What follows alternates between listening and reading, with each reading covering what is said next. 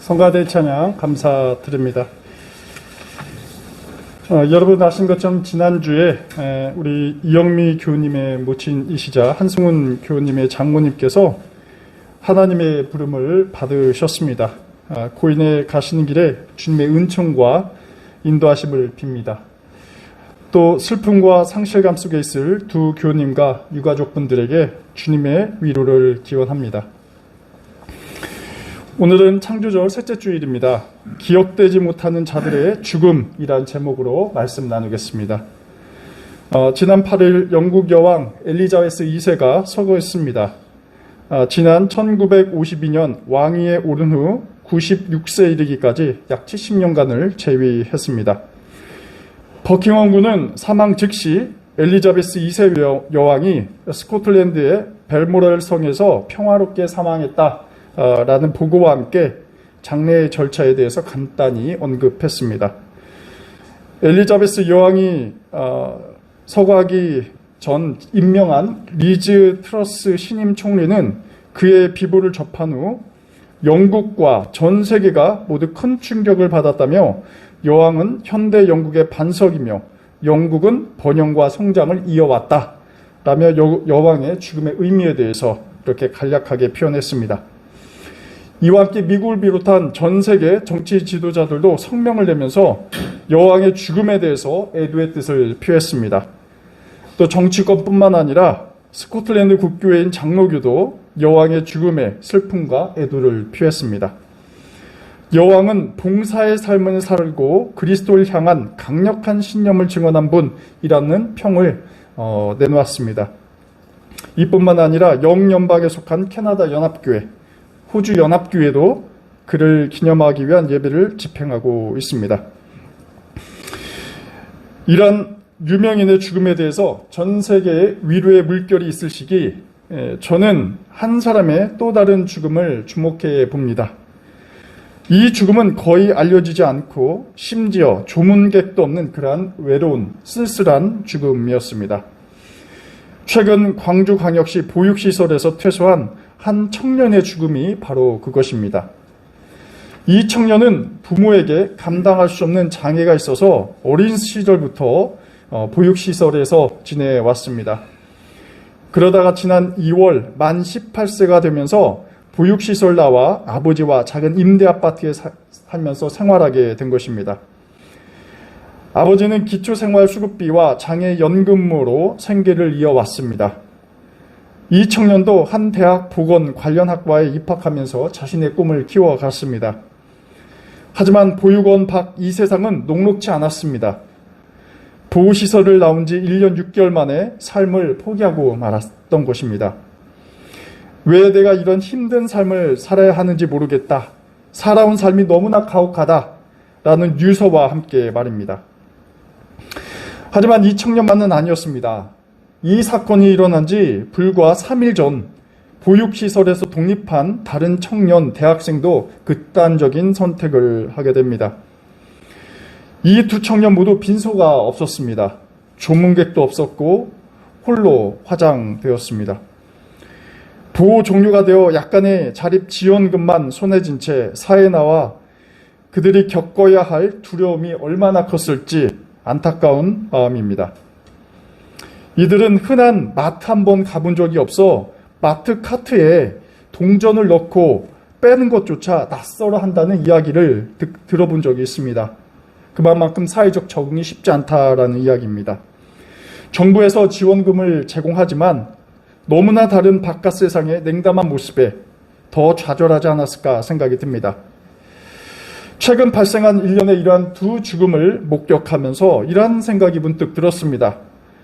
유명인의 죽음을 우리가 기억하는 것 중요하겠지만 기억되지 못하는 자들의 죽음을 기억하는 것이 어쩌면 우리 신앙인이 해야 할 사명을 보다 분명하게 보여줄 것 같다라는 생각입니다. 특히 기억되지 못하는 자들의 사회적 약자와 그들의 돌봄이 필요한 자들에게는 더욱더 그렇다 보여집니다. 저는 이 청년의 죽음을 지켜보면서 그 누구도 위로해주지 못한 채 하늘로 가는 그 쓸쓸한 현실에 대해서 참담함을 느끼게 됩니다. 죽음의 경중을 따지는 것은 결코 아니지만 찬란했던 한 국가 수장의 죽음이 전해주는 의미도 중요하지만 절망과 좌절 속에서 그리고 사회로부터 버림받아야 했던 우리 청년들의 죽음이 던져주는 메시지가 더욱더 제 마음을 울리게 합니다. 사람은 떠났지만 이 젊은 청년들이 우리와 사회에 던져주는 의미를 간과해서는 안 될 것입니다. 세상은 권력자의 죽음을 기억하는 것이 매우 자연스러운 일일 것입니다. 하지만 기독교 전통에서는 약자의 죽음을 기억하는 것이 더 중요하다. 그리고 매우 가치 있다. 이렇게 여겨져 왔습니다. 죽음은 산자에게 인간의 근원적인 한계성을 인식하라는 어떤 겸손을 던져줍니다. 하지만 누군가의 죽음은 우리가 사는 세상의 여러 한계 모순을 인식하고 또 그 문제를 교정하고 또 치유할 것을 일러주기도 합니다. 이러한 관점에서 보육원 출신 청년의 이러한 안타까운 죽음은 개인적 죽음에 그치지 않습니다. 오히려 우리가 신앙인으로서 무엇을 해야 하는가, 또 어떻게 생명 살리는 일에 헌신할 수 있을까라는 것을 우리 마음속에 각인시켜 줍니다. 오늘 아침 우리가 묵상한 성경 구절에서 사도 바울은 우리에게 예수의 죽음을 기억하라 이렇게 말하고 있습니다. 왜 바울은 당대 명성을 날리던 저명한 철학자나 또 권력자가 아닌 나사렛 출신의 작은 자 예수를 기억하라 전하는 것일까요? 오히려 국가와 공동체의 영광을 위한다면 강자의 죽음과 유산을 기억하는 것이 더 의미 있을지 모르겠습니다. 이미 당시 로마인이든 헬라인이든 심지어 제국에 속한 유대인들에 이르기까지 로마 황제와 권력자들을 기념하는 것이 당시 통용하던 풍조였으니까요. 하지만 바울은 신앙 공동체에게 예수님의 죽음을 기억하라, 기념하라 이렇게 전하고 있습니다. 예수께서는 우리가 생각하는 그러한 권력자가 아니셨습니다. 오히려 그는 약자셨습니다. 그는 외로운 길을 걸어갔습니다. 물론 제자들이 그와 함께 동행을 했죠. 하지만 많은 경우 제자들은 예수님의 삶에 대해서 공감하지 못했습니다. 어떤 제자는 자신의 위협이 닥쳤을 때 예수를 저주하기까지 했습니다. 예수의 죽음 역시 비참했습니다. 그와 함께 십자가에 달린 자들도 예수님을 모함하고 비방했습니다. 예수님께서는 철저하게 외로움 속에서 죽음을 맞이한 것입니다. 사도 바울은 오늘 우리가 묵상한 고린도전서 11장 23절 이하에서 이러한 예수님의 죽으심을 기억하라 이렇게 합니다. 사실 이 구절은 우리에게 매우 익숙한 구절입니다. 우리가 지난주 성만찬 할 때도 함께 기억했던 구절입니다. 그렇다면 여러분 우리가 이러한 예식을 통해서 예수님의 그 무엇을 기념하라라는 것일까요? 우리는 일반적으로 성만찬을 통해서 예수님의 죽음을 기억하고 그분께서 우리의 죄를 위해서 돌아가셨다라는 어떤 대속적 의미를 추출해낼 수 있습니다. 예수님을 통해서 나의 죄됨이 사라지고 새 사람이 되었다는 그러한 확신을 예수님의 죽으심의 의미로 받아들일 수 있습니다. 물론 맞는 이야기입니다. 하지만 우리가 예수님의 죽음을 기억하는 것은 단순히 나의 죄가 깨끗해졌다는 어떤 다소 추상적이고 낭만주의적인 구원만을 이야기하진 않습니다. 예수님의 죽음을 정기적으로 기억하는 것은 나만의 구원이라는 개인적 행위로 제한되지 않습니다. 왜냐하면 예수님의 죽음을 기억한다는 것은 예수님의 그 삶과 그 자취를 기억하는 것이고 또 그분의 삶은 공동체적 삶과 아주 밀접한 연관성을 맺기 때문입니다. 그래서 예수님의 죽음이 던져주는 의미는 우리의 삶과 공동체의 변화를 위한 근거가 됩니다. 그리고 힘과 동력이 됩니다. 이러한 응축된 힘이 바로 제자 공동체, 우리 신앙 공동체, 그리고 낙산교회라 할 수 있습니다. 제자 공동체는 공생의 기간 예수께서 보여주셨던 그 사람에 대한 그의 시선, 그리고 그의 태도와 행동, 때로는 불의한 권력에 대한 변혁 등 인간 역사에 남기셨던 그의 자취를 오늘 현실에서 우리 신앙 공동체가 어떻게 녹여낼 것인가, 이에 대한 문제를 제기하고 있습니다. 이러한 이유에서 우리가 성만찬을 통해 예수 그리스도의 살과 피를 나눈다는 것은 그 상징적 행위는 추상적 종교 행위로만 그치지 않습니다. 만일 우리가 예수님의 살과 피가 이 예식을 통해서 또 예수님의 죽음을 기억하고 또 그 신앙이 우리에게 전수된다면 우리 역시 그의 삶을 살아가야 한다는 아주 중요한 결단을 전제로 한 것입니다. 그렇다면 예수님의 죽음을 기억하는 우리 신앙 공동체는 무엇을 관찰해야 하는가 묻고자 합니다. 바울이 오늘 본문에서 예수님의 죽으심을 기념하고 전하라 이렇게 반복해서 강조하는 것은 그의 삶에 대한 증언입니다. 우리가 잘 알 수 있듯이 당시에는 예수 시대에는 적지 않은 이들이 이 죽음에 노출되어 있었습니다. 그리고 이 죽음에 노출된 부류는 권력자나 강자보다는 약자일 경우가 많았습니다. 특별히 비주류입니다. 가령 불의한 권력에 목소리를 내다 죽게 된 세례 요한의 사례를 생각해 볼 수 있습니다.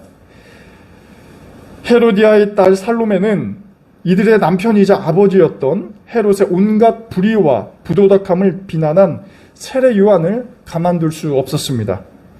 그리고 헤롯으로 하여금 복수하게 해서 세례 요한을 아주 참혹하게 죽이게 합니다. 사실 세례 요한이 죽게 되는 과정을 보면 사실 굉장히 우습지도 않게 굉장히 쉽게 허무하게 죽습니다. 헤롯 왕이 술기운에 자신의 의붓딸의 어떤 세례 요한의 목을 달라 이 요구하는 어처구니 없는 그 소원을 들어주게 된 것이죠. 이 에피소드는 당시 민중과 약자들의 삶이 얼마나 파리 목숨과 같은지 또 권력자들 향해 의를 외치는 것이 얼마나 위험한 것인지를 잘 알려주고 있습니다. 이런 불의한 권력자들이 사는 세상에 약자들의 삶은 그야말로 희망 없음과 절망으로 점철되어 있습니다. 바로 이 죽어가는 약자들의 죽음을 어떻게 할 것이냐, 이 질문에 대한 시대적 화두를 예수께서는 제자 공동체에게 던져주셨습니다. 그리고 예수님께서는 이 화두를 끈질기게 되새기면서 언행으로 답하셨습니다. 그리고 예수님 역시 스스로 약자가 되어서 십자가에 달리셨습니다. 이것이 사실 복음서에서 말하는 아주 대주제이고 또 이후에 사도행전과 사도 바울과 그의 제자들이 끝끝내 실천하려고 했던 그러한 사명이라고 볼 수 있습니다.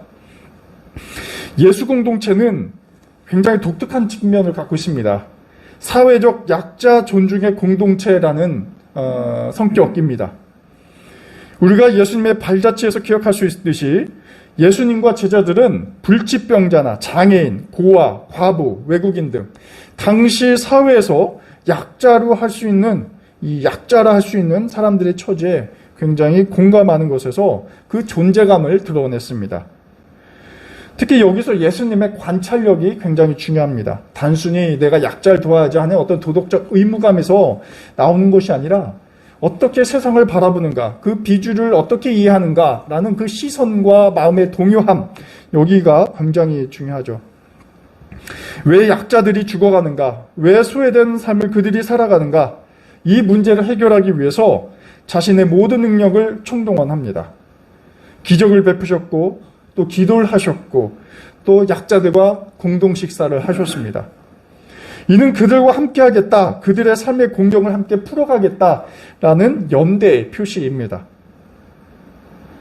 심지어 예수께서는 그 약자들과 함께 하기 위해서 자신을 그들과 동일시했다는 점을 우리가 기억할 필요가 있습니다. 우리가 복음서를 읽다 보면 곳곳에서 예수께서는 스스로를 약자들과 동일시하게 되는데, 특히 약자들에게 베푼 행위가 자신에게 행한 행위다 라면서 그 가르침을 우리에게 주고 있습니다.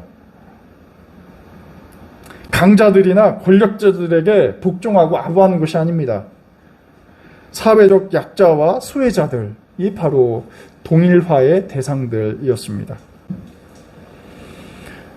이미 예수께서 그들을 돕기 전에 예수님의 마음속에는 그 약자들이 바로 자기다, 나다라는 동일한 존재라는 그 연대 의식이 있었던 것입니다.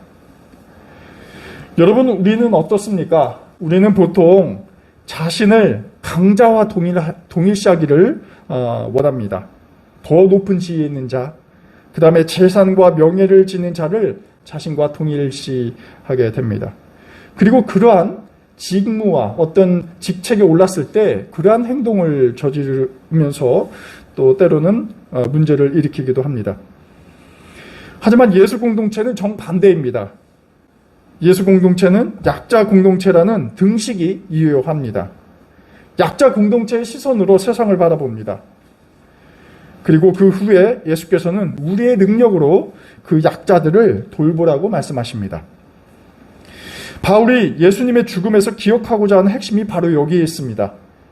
고린도전서 11장 26절에 기록한 것처럼 주님의 죽으심을 그가 오실 때까지 선포하라. 이 말씀은 우리 신앙 공동체가 약자들의 삶에 공감하고 어떻게 우리의 삶과 사회를 변혁시킬지에 대한 헌신을 묻고 있습니다. 특히 기억되지 못하는 자들의 죽음을 어떻게 할 것인가? 이 질문을 우리에게 던지고 있습니다. 제가 서두에 만 18세 청년인 보호종료 아동에 대해서 말씀을 드렸습니다. 현재는 보호종료 아동이라는 말 대신에 자립준비 청년이라는 보다 좀 긍정적인 말로 이렇게 표현되고 있습니다. 여러 사정으로 머물 곳이 없을 경우 보호시설에서 약간 머물게 되는데 만 18세 나이에 이르게 되면 자립해야 한다고 합니다. 통계를 한번 찾아봤습니다. 연평균 약 2,500명이 자립준비 청년이 이렇게 퇴소한다고 합니다. 2년 전 보건복지부에서 진행한 보호종료 아동 자립실태 조사에 따르면 이 보호종료 아동의 평균 월급, 그 다음에 고용률이 굉장히 낮다는 분석이 있습니다. 또 이들의 삶의 만족도 역시 11점 만점에 5점에 불과하고 무려 50%가 자살을 생각하고 있다는 통계를 보여주고 있습니다. 자립준비 청년이 일반 청년에 비해 심리 정서적 부분에서 취약한 것은 더욱더 문제가 됩니다. 제가 한 전문가 말을 들어보니 이들에게는 취직이 어려운 것이 아니라 취업을 해도 일에 대한 만족도가 떨어져서 금방 적응하지 못하고 나오는 경우가 많다고 합니다. 사실 우리가 대학을 졸업하고 또 20대 중후반의 청년도 자립하기 쉽지 않은데 만 18세에 홀로 서기를 해야 한다는 것이 얼마나 가혹한 것인지 상상조차 하기 어렵습니다. 자립준비 청년을 돕는 사회적 기업인 브라더스 키퍼가 있습니다. 여기 대표인 김성민 대표 이야기를 들어보니 현실은 더욱더 가혹함을 느꼈습니다. 심지어 어떤 청년은 성매매를 시켜도 먹고 재워주니 오히려 감사한다는 이야기를 들었습니다. 이들의 상황이 얼마나 어려운지 깨닫게 됩니다. 이러한 상황이 있으니 삶을 포기하는 것이 어쩌면 그들에게 멀리 있지 않은 것도 우리가 알게 됩니다. 또 제 아내도 이런 관련 일을 하는데 이 자립준비 청년을 돕는 일을 하기 때문에 이들의 정서적 문제뿐만 아니라 육체적인 질병 문제도 굉장히 심각하다라고 합니다. 다행히 자립준비 청년을 위한 사회적 기업도 있고 또 정부의 차원에서도 각종 지원책을 점차 확장해 간다는 것으로 알고 있습니다. 하지만 이러한 제도와 함께 이들을 바라보는 공감 어린 시선과 꾸준한 관심 역시 필요하리라 봅니다. 예수님께서는 우리의 부와 권력을 사회적으로 소외된 이러한 부류들, 병들고 위험 중에 있는 자들과 함께 나누고 이들과 기뻐하라 말씀하십니다. 오늘은 자립준비 청년에 대해서 제가 예를 들었지만 이와 같이 어려움에 처한 우리의 수많은 이웃이 많이 있습니다. 이들의 존재는 단순히 도움을 베풀어야 할 대상으로만 그치지 않습니다. 우리가 어떻게 함께 공생할 것인지, 그리고 우리가 어떻게 함께 살아갈 것인지, 그리고 나의 삶은 어떻게 변화되어야 하는지 이를 동시에 말해주고 있습니다. 특별히 죽어가는 이러한 자들의 죽음은 우리의 삶의 모습을 다시 한번 되돌아보게 합니다. 오늘 말씀을 준비하다가 마종하라는 시인이 쓴 한 시가 눈에 들어왔습니다. 그래서 여러분과 함께 나누고자 합니다. 딸을 위한 시라는 제목의 시입니다. 한 시인이 어떤 딸에게, 어린 딸에게 말했다. 착한 사람도, 공부 잘하는 사람도 다 말고 관찰을 잘하는 사람이 되라고. 겨울 창가의 양파는 어떻게 뿌리를 내리며 사람은 언제 웃고 또 언제 우는지를. 오늘은 학교에 가서 도시락을 안 싸운 아이가 누구인지 살펴서 함께 나누어 먹기도 하라고. 소재나 내용이나 얼핏 보면 굉장히 평범한 식구입니다. 하지만 그 어떤 화려한 시보다 아름다움과 마음의 따뜻함을 우리에게 더욱더 전해주고 있습니다. 나 자신을 돌보듯 주위의 이웃을 관찰할 줄 아는 그 영적인 눈이 필요합니다. 이 식구 가운데 도시락을 싸우지 못한 아이를 살펴서 함께 나누어 먹기도 하라라는 이 문장은 아마 1세기 예수님께서 갖추고 계신 그 관찰의 눈일 것입니다. 그리고 우리가 함께 공유해야 될 그러한 눈이라고 볼 수 있습니다. 생명을 창조하시는 하나님의 섭리를 느끼는 이 창조절기를 보내면서 죽음조차 위로받지 못하는 이들 위해서 우리 낙산교회 교우님들께서 관찰의 눈으로 바라봐 주시고 또 이들 위해 함께 기도해 주시길 기원합니다.